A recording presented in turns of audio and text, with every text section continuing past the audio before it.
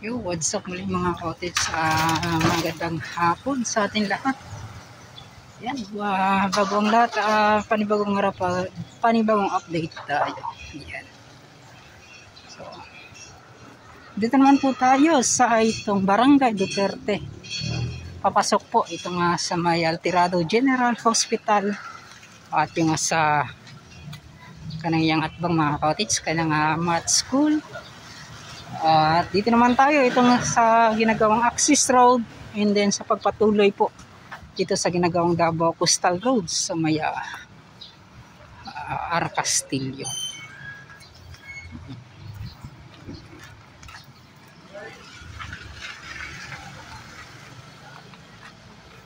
So matagal-tagal din tayong hindi nakapag-update, mga 1 week ata mga cottage.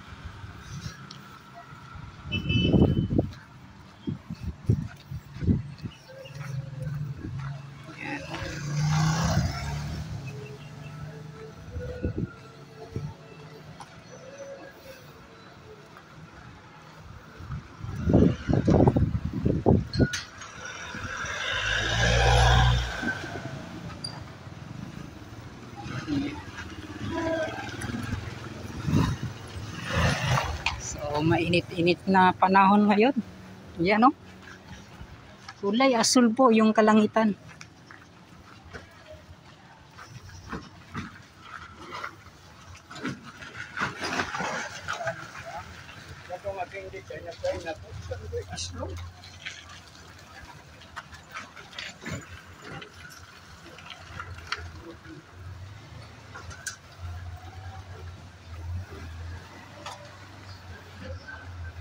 At yun, nakarating daan tayo dito sa dulo.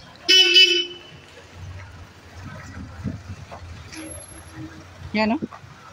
Yung daanan dito mga cottage, lubak-lubak na po siya. Yan.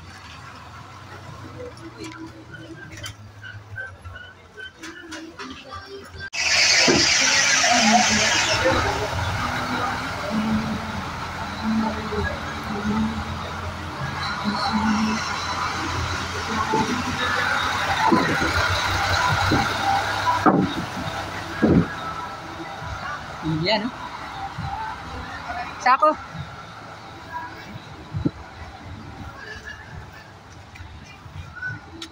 So yung mga cottage, nagtanong tayo kaya Sir Watchman dito. Baka daw ngayong next year po daw ay doon naman po sila sa may Jerome Arcastillo. Yan, so ganun po mga cottage. Napakabilis po ng trabaho talaga dito sa may Arcastillo. Tuloy-tuloy na talaga yung kanilang ginagawa. So sa lahat po ng mga nakita ko, ito po yung pinakamabilis na pagtambak sa ginagawang Davao Coastal Road. Kung hindi po tayo nagkakamali.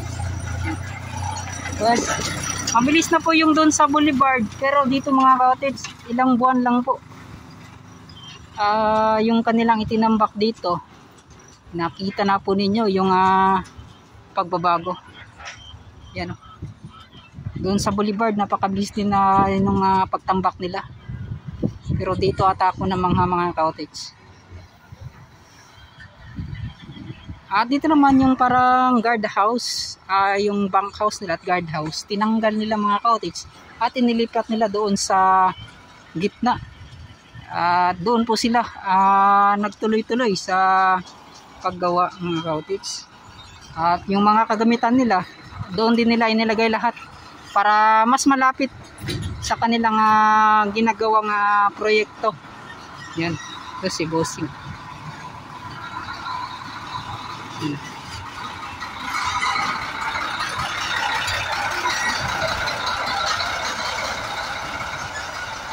So yan mga cottage, hindi na po tayo makapagtanong-tanong dito na kung pwede bang makapunta doon. Yan, mas maganda kasi yung may nagbabantay dito. Kahit pa paano mga cottage, makapaghingi tayo ng permiso. Yan. So malayo na po. Nasa doon na po sa gitna talaga. So yung gagawing minor bridge, doon po banda mga cottage.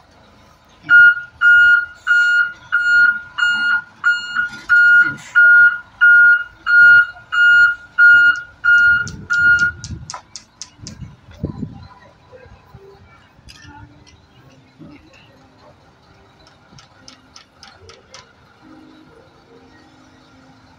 Yun, no? At yun nakita natin mga cottage, naglalagay na pala sila ng mga buhangin, mga graba, and then yung tambak po para sa gagawing daanan na talaga. Yan, no? Tambak na lupa.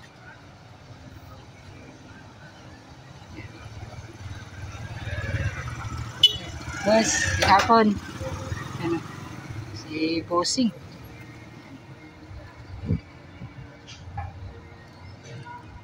So, tatry natin mga cottage kung pwede ba makapunta doon, makalapit sa unahan. So, titingnan lang natin. Wala na kasi si Sir Lemuel dito. Hindi ko na nakikita. Baka doon na po sa opisina po nila. So, doon po siya na-assign.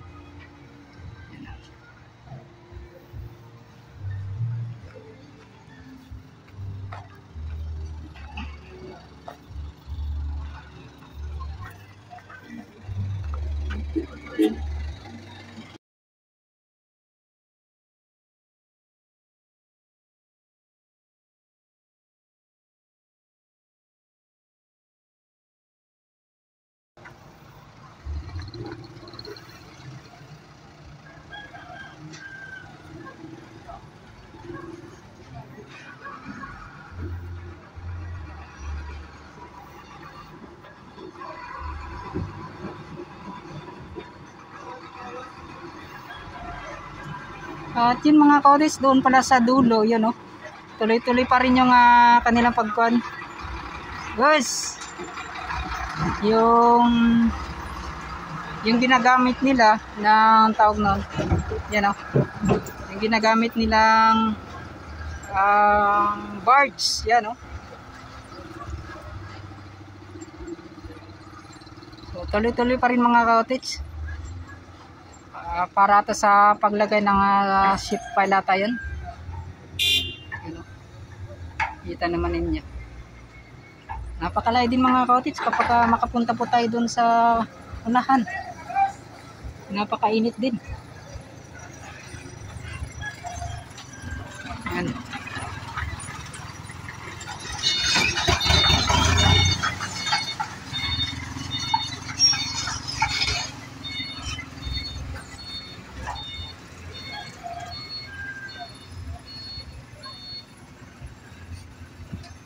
Yun, no?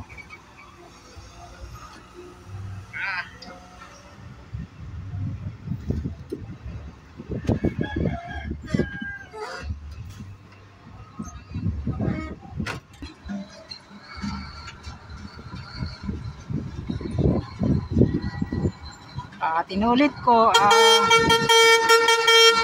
doon po sa unahan, yung hati na yun ay from Vicente Lao hanggang doon. At dito naman sa kabila, UBI na po yung mga nagtatrabaho.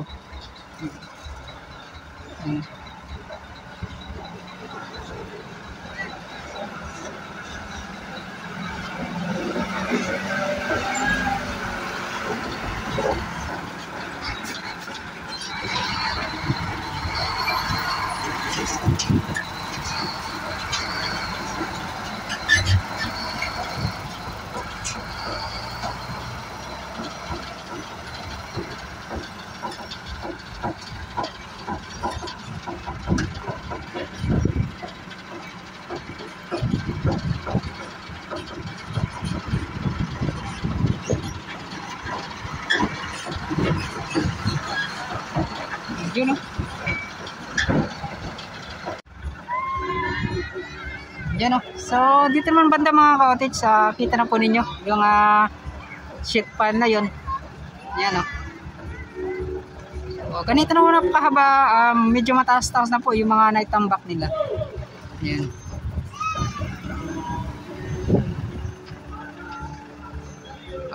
Dito banda mga cottage, siguro expected natin yan na pagkatapos nito Davao Coastal Road na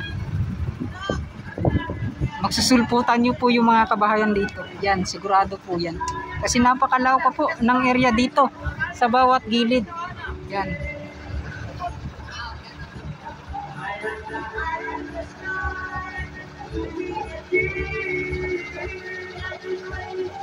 So dito parang iabanti pa nila jet dito banda mga cottage para po mas malawak po itong paglalagyan po nila ng mga kagamitan. Yan.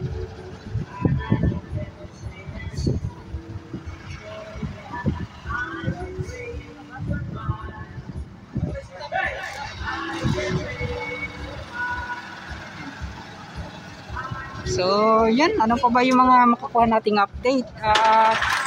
Di kasi tayo masyadong makalapit mga cottage. Dito lang tayo sa gilid. Yan sila sir. So,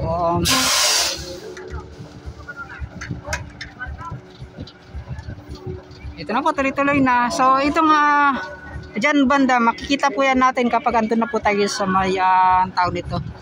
Doon sa may Leon Garcia.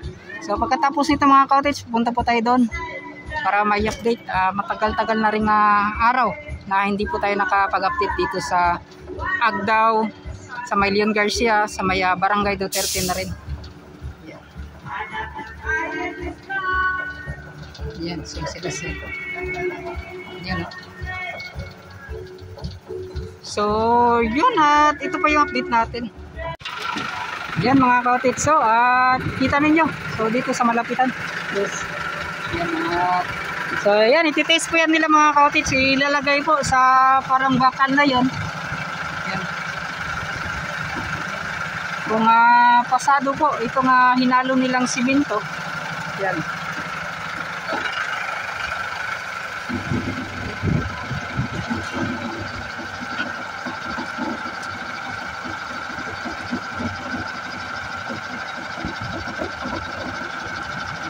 So, konti lang po mga cottage yung kanilang tunog.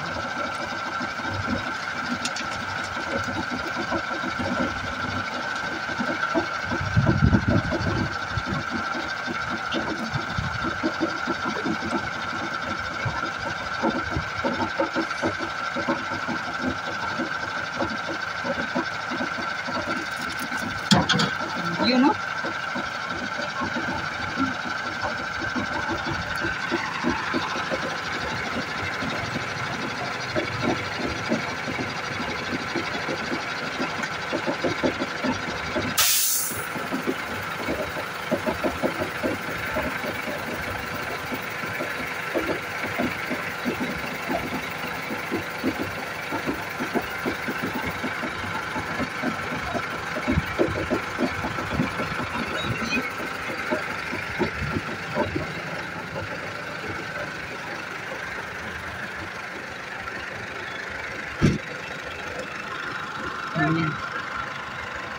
Yan. Yun po yung lagayan po. Bagasugdanan ba? Yan mga cottage. So, ay papasok po yan nila dito para matitest po kung pasado yung paghalo po ng mga graba, yung simento, at itong mga buhangin. So dapat siguro naigagmaintin diriya sir, no? Para yan ba? Guba. Ano sa naguba siya or giguba? Guba. Giguba na lang, no? So kahit dito mga cottage, so katulad dito mga cottage, katulad nito na pagkuhan nila ng mga pagtitester, yan, pagtitest po nila ng mga ganito, ay may masisilungan sila.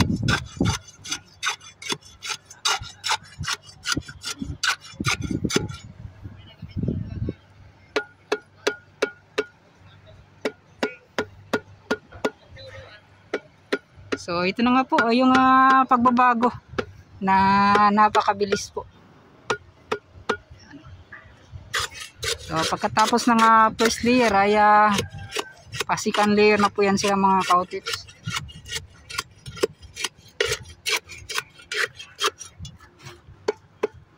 Mga pila ka adlaw pa na may bawaan sir ang kung pasado ba or dili.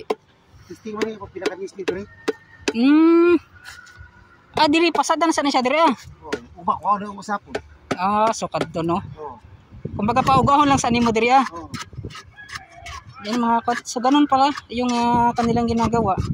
Pinapatuyo tapos kukuhanin nila. Teka nila. Yan. So mga katits, tinatanong kung ano po daw yung pan natin. Ay, salamat kani.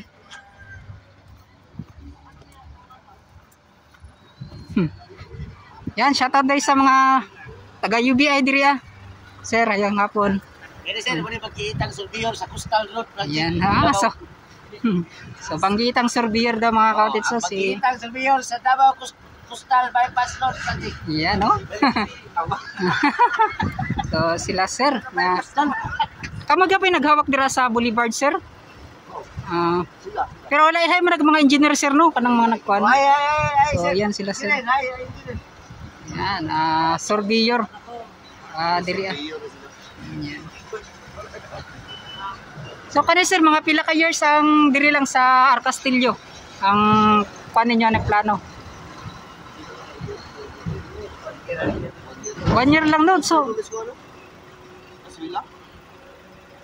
asang kuan ni sir Aswila or dira sa may Jerome? Aswila po kung rito. Ang out gid yan Aswila gid ang out ani no. So yung mga kautis sa may Aswila Cove daw yung out pala. Pero di ba sir dili sa Jerome ang kuan ani? Pero musupay pa dito sa may Aswila Cove. Ito ang dito sa ladang Aswila. So kung Aswila to sa Amal. ano din na siya sir, abi na kung dito lang liko siya sa may Jerome, abi na kung end lang dito dapit sa may Jerome, pero napaday dalan nga buhaton sa may so yung mga kautits pero mangilid-kilid gyapon siya sir. Pilid sa dagat. So dili dito sa may kwan sir sa may South Bay ang agian niya dili dito. Maagian gyapon ng South Bay.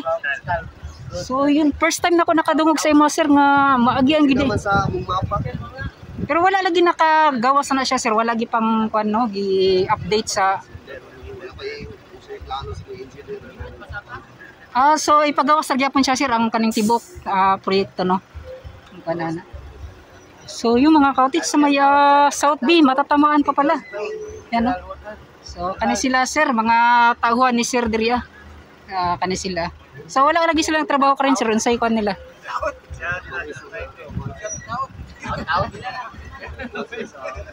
Out sa Tagantad Convenience Spring. So yan. Sir sa talo mo dai sir ang katong sa joint ventures. Kay binako diri sa kwan. Wala. So kato mga kautis, wala pala yung weighing company dito mga kautis. Dalawa lang pala yung nagko-contract dito, yung UBI at saka Vicente Lau. Yan. So sir, salamat kayo sir. Yan. At nagpa-interview po sila mga kautis. Yun no. Mga engineer na sila sir no? Engineer. Ito. Sa DP no? Sa DP. UBI. Music. Tito Tans TV. Oh, yan oh. Salamat sir. Yan, shoutout guys sa yan, salamat. Ay sir, salamat sir. Shoutout.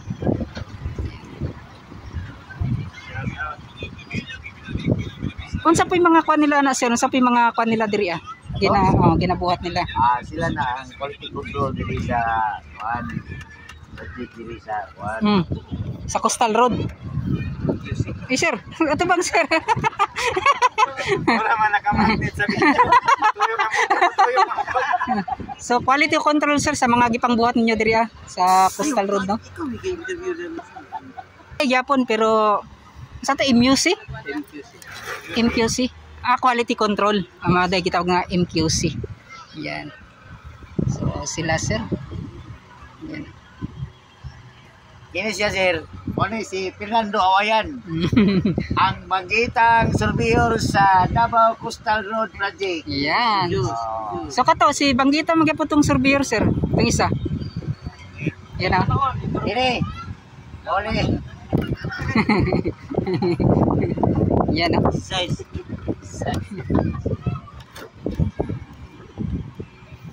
So, kani sila mga cottage, gina-survey diriya. Amo rin ang tagsako sa buwan na kay mana na buwan na nang deliver niya. Ah, tungkol.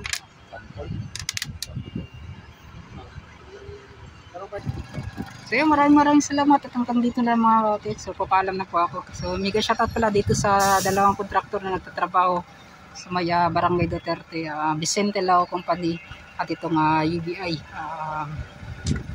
Mega shoutout at sa mga lahat po ng mga nagtatrabaho sa ginagawang Davao Coastal. Yan, sa FWs natin dyan. Papaalam na po ako at mag-ingat po kayo. Hanggang dito na lang. Bye-bye.